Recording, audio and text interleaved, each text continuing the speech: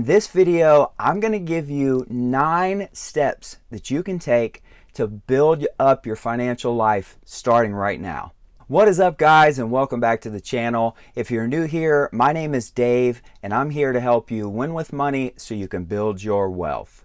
In financial life, the interesting thing that I see really often as a financial coach, and I even saw it in my previous life as a banker, is people think that there's some kind of a secret to being financially savvy. We probably should have been told these things when we were younger, but hey, here we are. So here are the things that you can do to improve your financial life starting right now. If you haven't already, consider adding me on Instagram. My posts are pretty much daily. And make sure to stick to the end because that's when I'm going to give you my best tip to improve your financial life. Let's get into the video. Number 1, save more for retirement.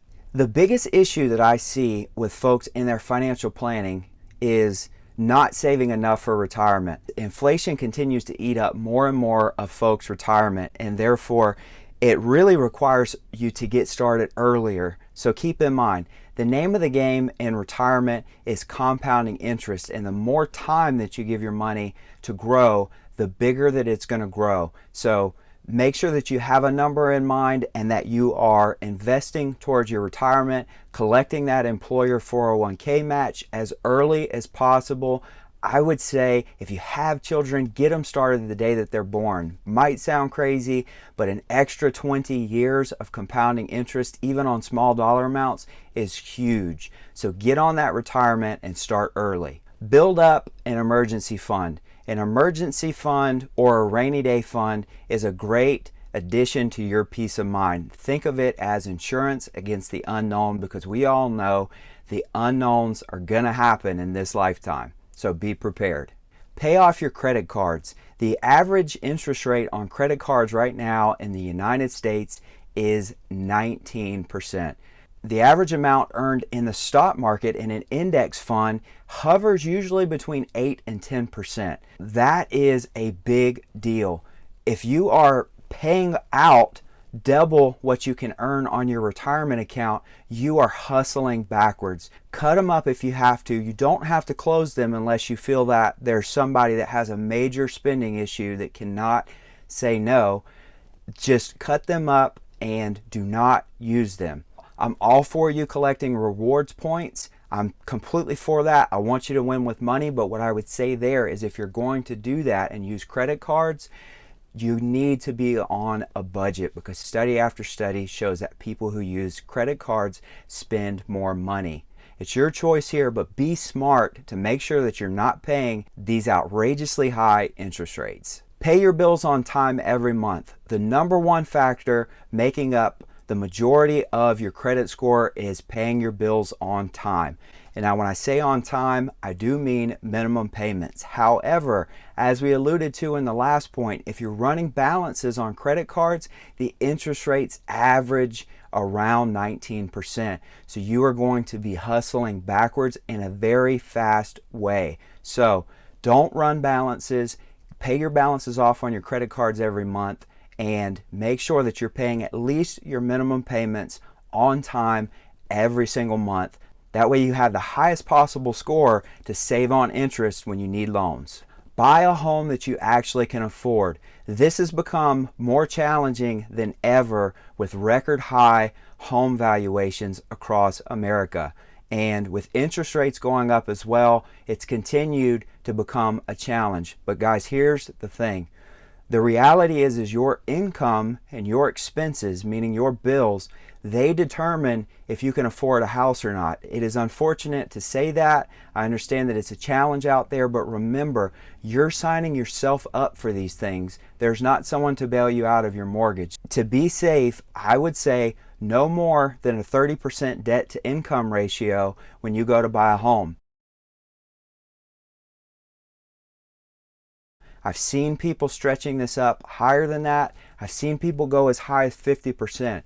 And as a financial coach, I can tell you with certainty that the folks that approach the 40 to 50% debt to income range feel more like their house owns them than they own the house. So it becomes an absolute nightmare. And guys, if you're looking at getting a mortgage, if you will cut off more than double the interest on the length of that loan by dropping down to a 15-year mortgage instead of a 30-year. So keep this in mind, because these are long-term payments. So don't just think about where you are now. Don't just think about the house that you want. Think about what you can afford and make sure that you're staying ideally within a 30% debt to income ratio. Budget your income. Budgets get a bad rap. We talk about this a lot. The truth is, it's unfair. Folks don't plan to fail, they fail to plan. That is the magnificent quote from Benjamin Franklin, and it is so true. You have to have a plan, you have to know where you're going, or else you'll get on any road and you will not end up reaching your financial goals. So have a plan. Financial life is 90% discipline and 10% head knowledge. In reality, the budget really helps you from a discipline perspective to look at your income, your expenses, and really come up with a plan that prioritizes savings ahead of those two things. And if you're in a relationship, or a marriage I should say, and you have a partner, it makes it so much easier to get on the same page with your spending. That way you guys are not kind of having issues off on your own and then finding out about it after it's too late. Get on a budget, and remember, a budget empowers you to spend money in the way that you want to spend money, because you're choosing the budget and the categories for each amount. So it is allowing you to spend money in the way that you want to spend money. However, it is also making sure that when you do spend money, it is helping you to reach your long-term goals. Save first, buy later. In the world that we live in, this sounds like a crazy thing to say, but just hear me out. Buying things on loans reduces your credit score, costs you more money in interest and fees and closing costs and so on and so forth, depending on the type of loan that you get. So a great practice, if you're going on vacation, save up cash ahead of time. If you are making a major purchase, save up cash ahead of time. If you're buying a home, you've got to save cash. You got to have your down payments, you got to have your closing costs, and you got to be ready to rock and roll with these things, with this income showing on bank statements. You can't just show up without savings to make major purchases. And also, stay away from unsecured loans. Stay away from payday loans, check cashing places. These three are sort of the scum of the financial service industry, and they will eat your paycheck for breakfast, lunch, and dinner, and hit it with so much interest and so many hidden fees that you literally will end up owing more than 2 to 3 times what you got out of it. Do it the old school way, and I promise you, when you buy something, the peace of mind that you have, you'll enjoy it so much better for having saved for it. And not only that, you'll get a tremendous sense of accomplishment for having done it the best possible way. And lastly, invest in your future. There are so many folks now that are getting caught in the hamster wheel of consumer spending. Advertisers are slick. They're really good at their job.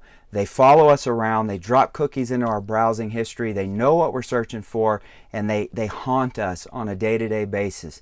Every $1 invested at the age of 20 turns into an average of $88 by retirement age of 60. That is an astronomical return that you can't afford to miss out on if you want to retire with dignity and sanity and ride off into the sunset without financial worry. You don't want to miss out on investing. And I say the stock market, it's not the only way. Real estate is a great option, always will be. Think about these things. Come up with an investment strategy and start early. The name of the game, as we alluded to earlier in this video, is getting started earlier to allow that interest to compound over time.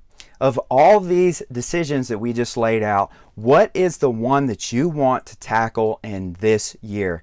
Drop it in the comments below. If you haven't already, check out the link in the description to get access to my free financial plan that allowed me to pay off $100,000 in debt. If you haven't already, do me a favor, go ahead, smash that like button, hit the subscribe so you don't miss a thing. feel free to add me on Instagram. My posts are pretty much daily.